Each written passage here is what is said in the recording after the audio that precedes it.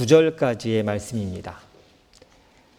우리 하나님의 말씀을 경외하는 마음으로 자리에서 다 함께 일어나셔서 한 목소리로 봉독하도록 하겠습니다. 함께 봉독합니다. 사울은 여전히 주님의 제자들을 위협하면서 살기를 띠고 있었다. 그는 대제사장에게 가서 다마스쿠스에 있는 여러 회당으로 보내는 편지를 써달라고 하였다. 그는 그 도를 믿는 사람들은 남자나 여자나 가리지 않고 닥치는 대로 묶어서 예루살렘으로 끌고 오려는 것이었다. 사울이 길을 가다가 다마스쿠스 가까이에 이르렀을 때에 갑자기 하늘에서 환한 빛이 그를 둘러 비추었다. 그는 땅에 엎어졌다. 그리고 그는 사울아 사울아 내가 왜 나를 핍박하느냐 하는 음성을 들었다. 그래서 그가 주님 누구십니까 하고 물으니 나는 내가 핍박하는 예수다. 일어나서 성 안으로 들어가거라. 내가 해야 할 일을 일러줄 사람이 있을 것이다 하는 음성이 들려왔다. 그와 동행하는 사람들은 소리는 들었으나 아무도 보이지는 않으므로 말을 못하고 멍하게 서 있었다. 사울은 땅에서 일어나서 눈을 떴으나 아무것도 볼 수가 없었다. 그래서 사람들이 그의 손을 끌고 다마스쿠스로 데리고 갔다. 그는 사흘 동안 앞을 보지 못하는 상태에서 먹지도 않고 마시지도 않았다. 아멘. 앉아주시기 바랍니다. 오늘은 무엇을 위한 열심인가 라는 제목으로 함께 말씀 나누도록 하겠습니다. 오늘 말씀으로 바로 또 들어가도록 하겠습니다. 제가 처음에 시작하면서 사울을 이렇게 표현해 봤습니다. 같이 읽어볼까요? 열정적인 사람 사울. 네, 굉장히 열정과 패션이 넘치는 사람이죠. 오늘 본문에 나오는 이 사울이라는 사람은 우리에게 바울로 알려진 사람입니다. 사도 바울이라고 불리는 그 사울입니다. 그가 처음부터 하나님 앞에 헌신된 사도는 아니었습니다. 누구보다도 예수님을 미워했고요. 예수님을 따르는 자들을 감옥에 가두던 일을 열심히 한 사람입니다. 예수를 만나는 사람은 사실 사울은 굉장히 논리적이고 지식이 많은 사람이에요. 얼마든지 말로도 설득하려고 노력할 수도 있었고요. 그러니까 그가 할 수 있는 모든 것을 다해서 예수 믿는 것을 반대하는 사람이었습니다. 그러던 그가 어떻게 예수님을 만나게 되었고 이방을 향한 복음 전도자로 세워졌는지를 보여준 장면이 오늘 말씀입니다. 그럼 지난 주간 큐티 하시면서 스데반의 순교 장면을 보셨습니까? 반응이 이러면 안 되는데 할렐루야 이럴 줄 알았는데 보셨습니까? 아멘. 네, 아멘. 우리가 봤어요. 스데반의 순교 장면을 보면 스데반을 돌로 쳐 죽이는 장면이 나옵니다. 우리가 이거 너무 많이 들어서 그렇지 가끔 중동에서 아직도 여자들이 뭔가 잘못했을 때 돌로 사람을 쳐서 죽이는 경우가 있어요. 지금 현재에도요. 근데 그거 방송에 못 내보내요. 왜 그럴까요? 너무 잔인해서요. 그러니까 사람이 옆에 있는데 돌로 때려서 죽이는 거예요. 피가 철철 흘리는데도 돌을 계속 던지고 그 위에 돌을 던져서 쌓아놓는 거예요. 죽이고 가는 거예요. 그러니까 얼마나 잔인해요? 그러니까 이 당시에 그런 일들이 실제로 일어났었어요. 자, 한번 사도행전에 나오는 그 장면을 같이 보도록 하겠습니다. 자, 함께 읽습니다. 시작. 그를 성 밖으로 끌어내서 돌로 쳤다. 증인들은 옷을 벗어서 사울이라는 청년 발 앞에 두었다. 사람들이 스데반을 돌로 칠 때에 스데반은 주 예수님 내 영혼을 받아주십시오 하고 부르짖었다. 사울이 지금 어느 장면에 있어요? 스데반 돌로 맞아 죽는 장면을 보면서 증인이 된 거예요. 그 자리에 서서 그걸 보고 있습니다. 증인이 되었다는 의미는 어떤 의미가 있냐면요. 그 죽음에 동의한다는 거예요. 아유, 죽어도 싸. 내가 증인해 줄게요. 그러니까 사람들이 어떻게 한 거예요? 옷을 벗어서, 이게 약속이야. 옷이나 뭐 신발을 벗어서 이렇게 맡아주면 증인된다는 거예요. 죽어도 합당해요. 내가 맡아줄게요. 놓고 스데반을 쳐서 죽인 겁니다. 그걸 사도행전 8장 시작하면서 이것도 정확히 기록하고 있더라고요. 스데반이 죽임을 당한 것을 어떻게 여겼다고요? 마땅하게 여겼어요. 동의한 거예요. 내가 증인될 테니까 하세요. 저 사람 죽어도 쌉니다. 예수는 무슨 예수. 그리고 스데반 죽이기를 동의하고요. 내가 돌을 안 들었다 뿐이지 거기에 참여하고 있는 겁니다. 그리고 여기서 끝나지 않고요. 다마스쿠스라는 도시를 향해서 가게 됩니다. 이전 성경에는 다메섹이라고 아마 들어보셨을 거예요. 동일한 도시를 말하고 있는 겁니다. 저도 이제 설교 준비하다 처음 알았는데 다마스쿠스가 손에 꼽히는 세계에서 가장 오래된 도시래요. 지금도 다메섹쿠스라는 이름 그대로 쓰고 있어요. 다메스쿠스라고 그대로 쓰고 있습니다. 어느 나라 수도일까요? 시리아. 우리 난민들 캐나다가 엄청 많이 받았죠. 그 수도가 다마스쿠스예요. 내전으로 거의 3분의 1이 다 부셔져 있는 상태죠. 내전 이후에도 계속 독재 정권 때문에 힘들어하고 있는 나라이기도 한데요. 계속 기도가 필요한 나라이기도 합니다. 시리아의 캐피탈이 다마스쿠스예요. 가면 여전히 그래서 우리가 말하는 성지순례 할 것들이 좀 있더라고요. 찾아보니까 바울의 회심교회, 오늘 이 회심 사건을 기념한 교회도 거기 있고요. 그 다음에 바울을 다마스쿠스 성벽에서 바구니에 달아서 내려주는 장면이 성경에 나오거든요. 그걸 기념한 교회도 있더라고요. 그래서 아직도 기독교 유적지들이 남아있는 나라기도 하고 로마 시대의 성벽과 이렇게 입구 등이 그대로 남아있는 도시이기도 합니다. 이 당시에 이방 도시, 예루살렘을 중심으로 주변에 있는 이방 도시 중에 큰 도시를 뽑는다면 다메섹을, 이 다마스쿠스를 빼놓을 수가 없었어요. 그러니까 지도를 본다면 이 동쪽에서 예루살렘으로 올 때 꼭 거쳐서 들어오는 도시가 다메스쿠스였어요. 그러니까 무역으로 항상 여기는 번창하던 도시였습니다. 그래서 유대인들도 이곳으로 많이 이주했고요. 이곳에서 많이 살아가게 됐습니다.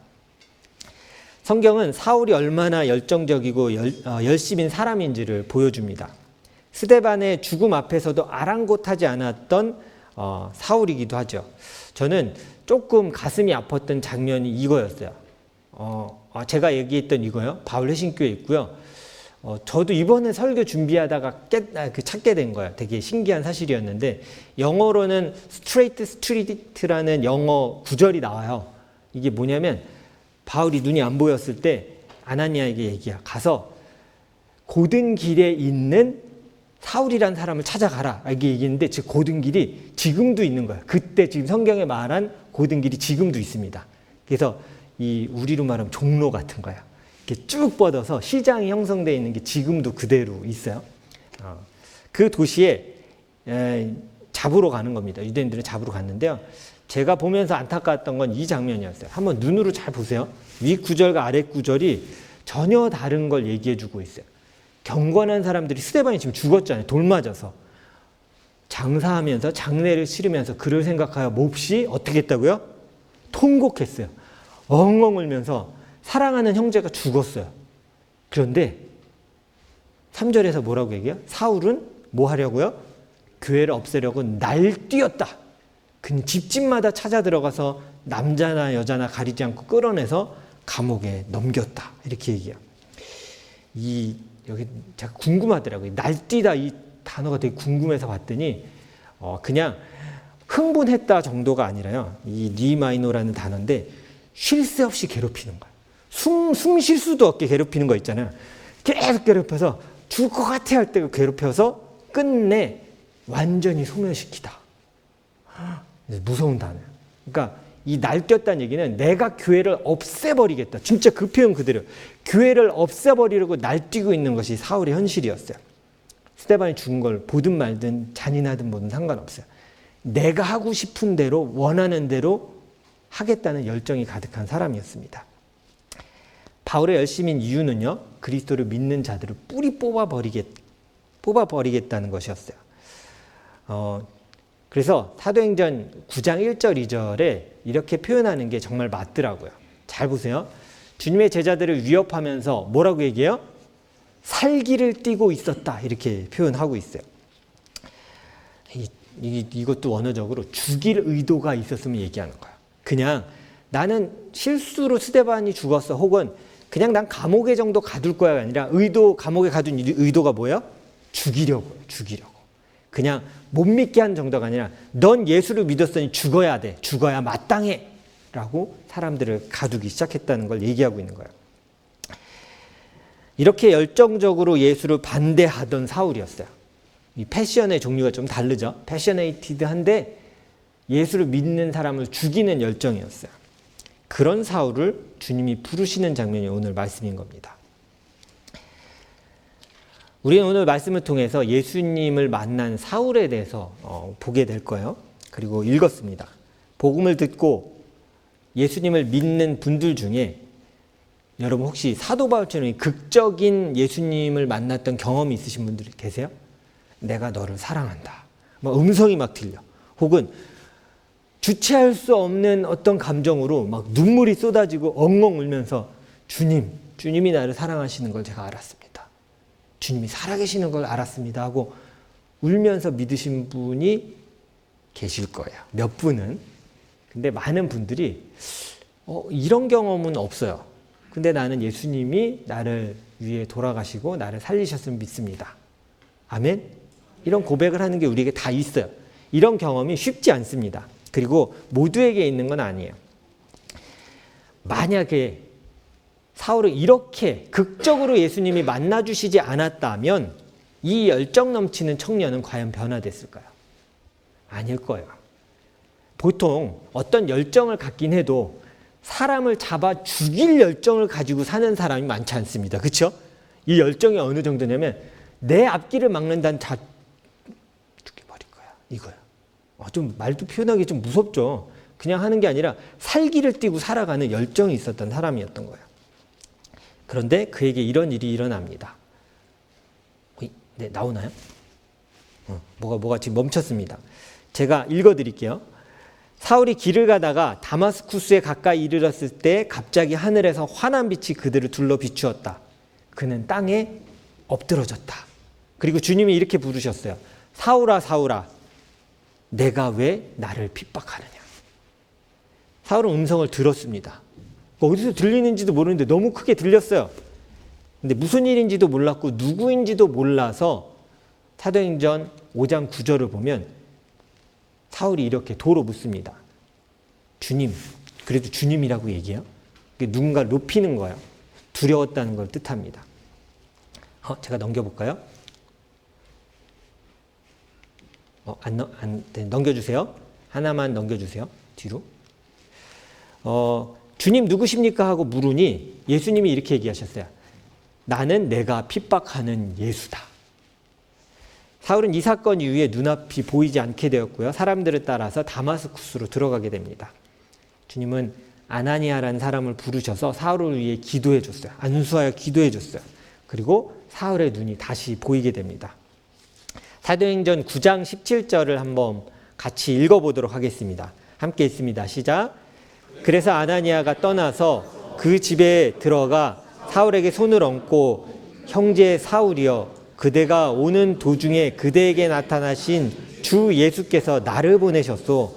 그것은 그대가 시력을 회복하고 성령으로 충만하게 되기를 하시려는 것이요. 말하였다. 내가 왜 왔냐면 예수님 음성 들었지요.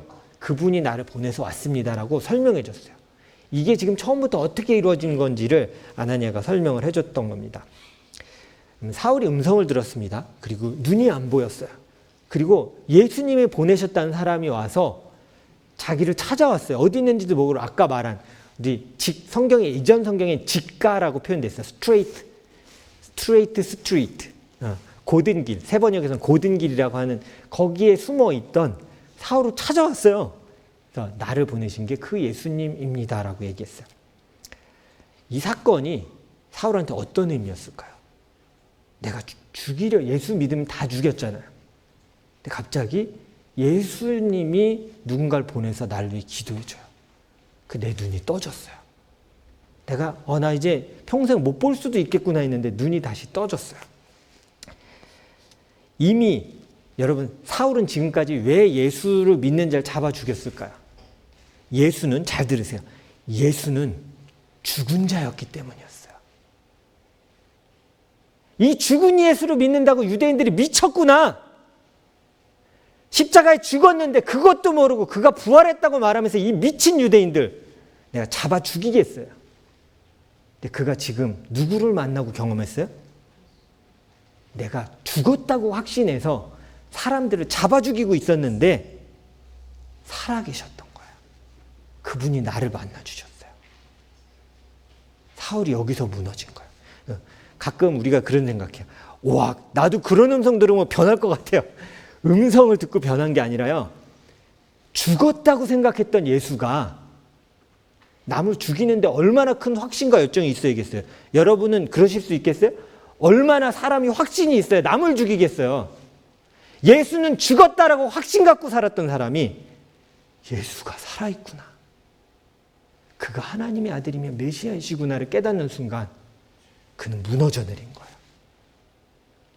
내가 어떻게 살아가야 할까? 내가 사람을 죽이는 거 증인이 됐고 누가 떠올랐을까요? 자기 눈이 안 보였을 때 가만 생각해 봤어요. 누가 떠올랐을까요? 스데반이 떠올랐을 것 같아요. 내가 죽이기를 기뻐하며 사람을 죽였는데 예수님이 나에게 오셨다. 그가 살아계셨다. 저는 입장 바꿔놓으니까 막 다 무너질 것 같아요. 내 삶이 무너진 거잖아요. 열정 있는 사람, 학식이 많은 사람, 모든 것이 다 무너지는 거예요. 세상에 이렇게 무식한 짓을 한 사람이 없는 거잖아요. 그가 얼마나 자괴감에 빠졌을까. 저는 이 눈이 안 보이는 것이 너무 상징적인 것 같아요. 난 눈이 보인다고 확신했던 사울에게 주님이 알려주신 거예요. 넌 어떤 자다? 넌 눈이 먼 자다. 살아있는 나를 죽었다고 말하는 너는 눈이 먼 자다.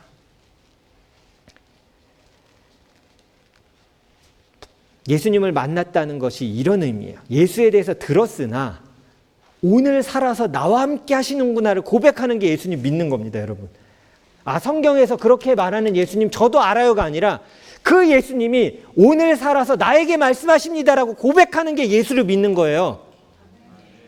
어느 순간 우리가 성경에 말하는 예수님, 부모에게 들은 예수님으로 삽니다. 저 알아요? 알아요. 정말요? 죽은 예수님은 아닙니까? 예수가 오늘 살아계심을 알면서 우리가 어떻게 주를 떠나서 살기로, 주가 기뻐하시지 않는 것을 기뻐하며 살 수 있습니까? 예수가 살아있지 않은 것처럼 살아가는 그리스도인의 모습을 우리는 성경을 통해 볼 수 있어야 돼요. 사울에게 예수는 더 이상 죽은 존재가 아니었던 거예요. 이제 눈이 떠진 거예요. 아, 예수가 살아계시는구나를 고백하는 거예요. 살아있는 예수님을 믿게 되며 그의 열정과 방향이 바뀌게 된 거예요. 이전에는 그 열정이 뭘 하는 자였어요? 예수 믿는 자는 잡아 죽이는 열정이었어요. 근데 그 열정의 방향이 어디 갔어요? 내가 죽기까지 예수를 위해 살겠습니다. 열정이 완전히 바뀌었죠. 이 바뀐 이유가 뭐예요? 살아계신 예수 그리스도를 깨닫게 된 거예요. 아, 문자로 있는 예수님 아니라, 성경에 있는 예수님 아니고, 우리 목사님이 말했던 예수님이 아니라 그 예수님이 내 주인 되시고 오늘 나와 함께 사시는구나. 날 살리셨구나. 그걸 고백하는 순간 그가 견딜 수 없었어요. 내 열정의 방향이 잘못됐구나. 내 삶의 방향이 잘못됐구나. 뭘 위해 내가 지금까지 이 열정적으로 부지런히 살아갔던가. 내가 다시 주님을 위해 살아야겠다라고 고백하고 그가 다시 살아가기를 결정한 거예요. 여러분, 살아있는 예수님을 믿게 되면서 그의 열정이 방향을 바꾸게 됐던 겁니다. 자신의 의로움을 드러내던 열정이었어요. 사람을 잡아 죽이고 감옥에 가두면서 정말 열심히 있었던 자였잖아요. 다른 데까지 가면서 막 잡았잖아요. 자신의 의를 드러내고 싶었지만 살아계신 예수님을 만나면서 주를 향한 열정으로 바뀌게 됐어요. 어떤 분들은 이제 사울이 회심하면서 이름을 이제 나는 새 사람을 살아야 되니까 바울로 바꾸겠습니다 해서 개명했다라고 약간 이렇게 설교 들으셨을 수도 있어요. 근데 저는 좀 그 의견에 좀 반대합니다. 이렇게 사울은 원래 이름 2개 갖고 있었어요. 유대에서 말하는 사울이란 이름과 그는 태어나면서부터 로마 시민권을 갖고 있던 사람이었어요. 그래서 로마식 이름인 바울도 갖고 있었어요, 원래. 근데 이제 이방을 위한 사도로 그가 부르심을 받았잖아요. 근데 이방 지역에서 계속 활동하니까 어떤 이름 써야 돼요? 로마식 이름인 바울을 쓰겠죠. 그래서 어느 순간 사도행전에서 사울이라는 이름이 슥 사라지면서 이방 선교를 하면서 바울이라고 드러나는 장면이 나와. 그래서 어떤 분은 계속 찾더라고요. 분명히 하나님이 아브라함처럼 너는 앞으로 바울이라 부르리라 이렇게 한 장면이 있을 거다. 계속 찾아보세요. 없어요. 그 이름을 가지고 이제 로마식으로 부르면서 그렇게 바뀌게 된 거예요. 사울로 불러도 되고 바울로 불러도 됩니다. 사울의 열정은 예수님을 방해하고 예수님을 믿는 유대인들을 잡아 죽이는 거였어요. 종족을 더 미워했던 거예요. 어떻게 유대인이 예수 그리스도를 받아들일 수 있는가가 그의 분노와 열정의 대상이었던 거예요. 여러분, 예루살렘에서 다메스쿠스가 몇 킬로 떨어져 있는지 아세요? 240킬로 떨어져 있습니다. 근데 차도 없는 이때에 걸어서 뭘 하려고 했던 거예요? 내가 240킬로를 걸어가서 거기서 믿는 유대인들을 잡아 죽이겠다고 한 거야. 저는 나 이렇게 열정적으로 못 살 것 같은데. 만약에 누가 저한테 목사님 걸어서 240km 와서 저희 주일에 설교 한 번만 해주십시오 그러면 되게 고민할 것 같아요. 걸어서요? 240km요? 그리고 만약에 이제 차도 이렇게 안 다니는 위험한 길이잖아요. 예전에는 길을 가다가 동물을 만나면 죽을 수도 있는 거잖아요. 그 길을 그냥 산을 넘고 광야를 해서 240km 가는 거예요. 뭐 하러? 예수 믿는 자 죽이겠다고. 열정이 가득한 자입니다. 그 열정이 살아계신 예수님을 만난 이후에 예수를 주를 위한 열정으로 바뀌게 된 거예요. 여러분, 사울의 삶, 바울의 삶을 한 번만 기억해 보십시오. 그가 우리 전도여행 갔던 거 기억하시죠? 선교여행. 온 이 헬라 지역을 다 누비고 다니면서 복음을 전하는 열정. 돌에 맞습니다. 죽을 고비를 넘깁니다. 풍랑도 만나죠. 근데 끊임없이 목숨을 이제는 내놓고 복음을 전하는 자로 살아가는 거예요. 열정이 넘치고 부지런합니다. 신약 성경 몇 권이죠? 쉽게 외우는 방법 알려드릴게요. 9구단 39, 27 신약. 39권이 구약이고요. 27권이 신약이요. 신약 27권에서 절반에 가까운 책을 기록한 사람이 누구예요? 바울이에요. 사도 바울이에요. 그의 열정과 열심이 방향이 어디로 꺾어졌어요? 내 삶, 나를 높이는 것에 열정과 모든 걸 쏟다가 살아계신 예수님을 만나니까 방향이 바뀌기 시작한 거야. 이렇게 사는 게 아니었네. 예수님 살아계셨네. 그리고 그는 다시 오실 메시아이시네. 그의 삶이 바뀐 거야. 이 땅의 삶에 집중되어 살아간 것이 아니라 내가 그를 위해 살아가야겠다고 열정의 방향이 완전히 바뀌어진 거예요. 오늘 성경은 우리에게 묻고 있는 거예요. 같이 읽겠습니다. 시작. 우리의 열정은 어디를 향해야 하나? 우리도 삶을 살아가면서 어떤 분은 굉장히 열정이 넘쳐요. 저도 교회 안에서 보면 저분의 열정을 따라갈 수가 없어. 우와 막 모임에는 다 가야 되고 내가 다 만나야 돼. 너무 좋아. 우리 교인들 너무 좋아. 다 만나고 싶어. 있는 반면에 어떤 분들은 내 삶 하나 살아가기가 쉽지 않아요. 나 힘들어요. 내 삶도 겨우겨우 간수하기도 힘든데 누구를 챙겨요? 열정의 그 규모는 다 다른 것 같아요. 열정의 정도는 다를 수 있습니다. 그러나 그리스도인이라면 삶의 방향이 같아야 돼요. 열정이 덜할 수 있어요. 근데 누구를 향해 살고 누구를 위해 사는지는 맞춰야 될 거 아니에요. 우리가 교회 다니고 그리스도의 제자라고 말하면서 열정은 다를 수 있습니다. 그런데 삶의 방향은 맞춰져야 될 거 아니에요. 내가 주를 위해 살아가겠다는 고백은 동일하게 있어야 될 거 아니에요. 어느 순간 그것이 우리에게 사라져버려요. 이 땅에서 내가 잘 사는 것, 남부럽지 않게 자녀들을 키워내는 것, 평안함을 누리는 것, 노후가 보장되는 것. 성경은 우리에게 묻는 거야. 네가 믿는 예수 그리스도는 살아있느냐? 우리가 주를 위해 살아가지 못한 이유는 너무나 명확해요. 예수가 오늘 살아서 나랑 교제하는 분임을 잊고 살아가는 거예요. 여러분, 우리 그런 말이 있습니다.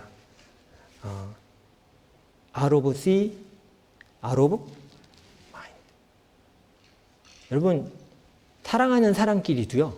살아있어요, 그 사람. 근데 자주 안 보면 어떻게 돼요? 질문이 떠오르죠. 진짜 우린 사랑했을까? 그 편지를 쓰는 거야. 우린 정말 사랑했을까? 의문이 들잖아요. 내가 그렇게 생명을 걸고 낳았던 자녀가 장성에서 떠났어요. 연락과 한 통이 없어요. 그때 생각이 들죠. 저놈은 날 사랑하나? 제가 할 말은 없어요. 저희 어머니한테 제가 맨날 혼난 거예요. 아유, 살아는 계셨어요. 교회에서 일주일에 한 번 만날 때마다 들었던 얘기예요. 아유, 살아는 계셨어요, 전도사님. 아유, 네, 죄송합니다. 할 말이 없어요. 근데 살아있잖아요. 그걸 기억하지 않으면, 교제가 끊어지면 살아있어도 죽은 사람처럼 여기고요. 실제 존재하지만 존재하지 않는 것처럼 여기며 살아갑니다. 우리가 그리스도를 향해 그렇게 살아갈 수도 있어요. 우리의 삶의 방향과 열정은 하나여야 합니다. 바로 살아계신 예수 그리스도이십니다. 아멘. 그리고 하나님의 나라입니다. 하나님이 다스리는 나의 삶, 가정, 이 세상 되기를 소망하며 살아가는 것이 우리의 삶의 방향이 되어야 합니다. 사울의 변화의 이유가, 그리고 자신이 죄인이라고 깨닫게 되었던 그 이유가 뭘까요? 살아계신 예수님을 만났기 때문이에요. 그냥 우리가 삶 가운데 하나님, 내가 은혜입니다. 내가 주님의 감사합니다. 하나님 은혜로 내가 오늘 살았어요. 왜 고백을 못할까요? 살아계신 예수 그리스도이면 우리가 고백을 못하기 때문이에요. 성경에서 말씀하셨네요.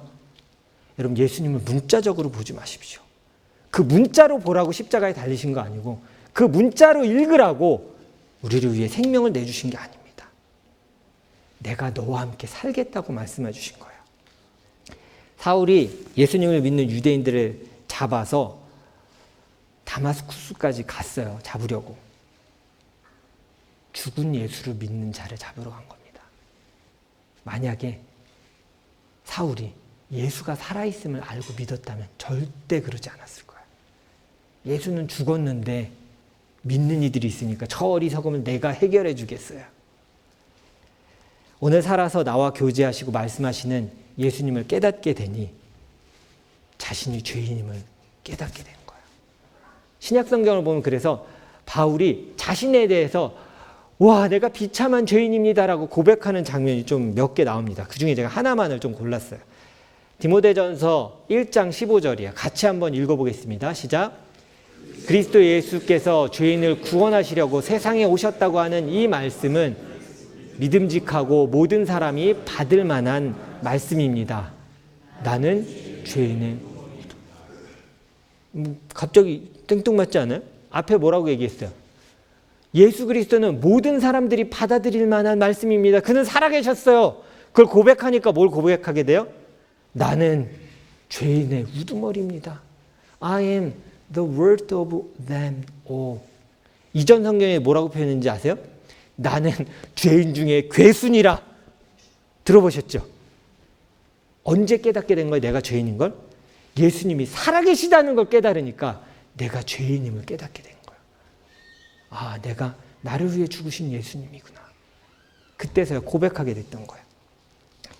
그래서 오늘 성경은 사실은 이렇게 얘기하고 있는 겁니다. 같이 읽어볼까요? 시작. 내가 죄인임을 인정할 수 없다면, 여러분 비참하게 들으셔야 돼요. 수많은 자들이 교회에 있지만 죄인임을 인정하지 않습니다. 이 정도 살면 괜찮지. 목사님, 내가 얼마나 열심히 사는지 아세요? 이 정도, 내가 나보다 열심히 사는 사람이 있으면 나와보라 그랬어요. 오늘 성경이 얘기하는 거야. 바울보다 열심히 살았냐? 사람을 죽이기까지 열심히 살은 그 바울보다 열심히 살고 있냐? 부지런하냐? 지금 그게 문제가 아니잖아요. 살아계신 예수님을 만나지 못하니까 삶의 열정과 노력의 방향이 예수를 방해하는 곳으로 갔잖아요. 우리는 우리가 죄인임을 인정해야 돼요. 그러기 위해 우리와 함께 하신 예수 그리스도가 살아계심을 다시 고백해야 합니다. 아멘. 살아계신 예수님을 믿지 못한다면 내가 죄인인 것도 용서받았다는 것도 절대 믿을 수가 없습니다. 내 삶의 열정과 방향이 주님께 향하기를 바라신다면 살아계신 예수 그리스도 되심을 믿으십시오. 이게 성경이 우리에게 선포하는 복음이에요. 그리고 예수님을 초청하십시오. 내 안에 예수님께서 함께 사시기를 구하세요. 우리가 너무나 많이 읽고 암송했던 말씀인데 같이 한번 나에게 하시는 말씀으로 함께 읽도록 하겠습니다. 시작. 보아라, 내가 문 밖에 서서 문을 두드리고 있다. 누구든지 내 음성을 듣고 문을 열면 나는 그에게로 들어가서 그와 함께 먹고 그는 나와 함께 먹을 것이다. 오늘 두드리시는 예수님이세요. 내가 너와 함께 살기 위해 왔고 살기 위해 내 목숨을 내줬다. 내가 너와 함께 살겠다라고 말씀하신 그 주님 앞에 우리가 다시 고백해야 돼. 네, 주님, 난 누구라고요? 난 죄인입니다. 내가 진짜 열심히 살았는데, 열정적으로 이 땅 가운데 이민교회 가운데 살았는데 내가 죄인입니다. 우리 살아계신 예수님을 우리가 믿지 못한다면 이렇게 고백을 못해요, 여러분. 근데 이 고백이 우리에게 필요한 때입니다. 어느 순간 안정되어지고 편안해지면서 예수님이 살아계시지 않아요, 우리 삶에서.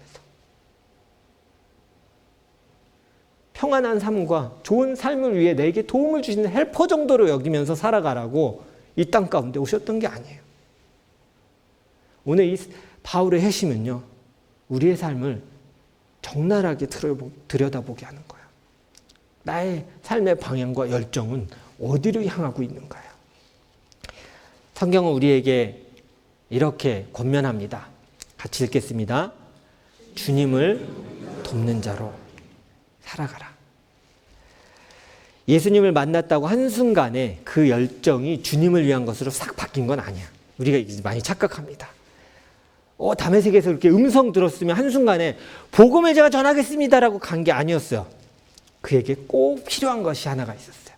그렇게 방향을 주님께 틀기 위해 꼭 필요했던 게 뭔지 아십니까? 그를 도울 하나님의 사람들이었어요.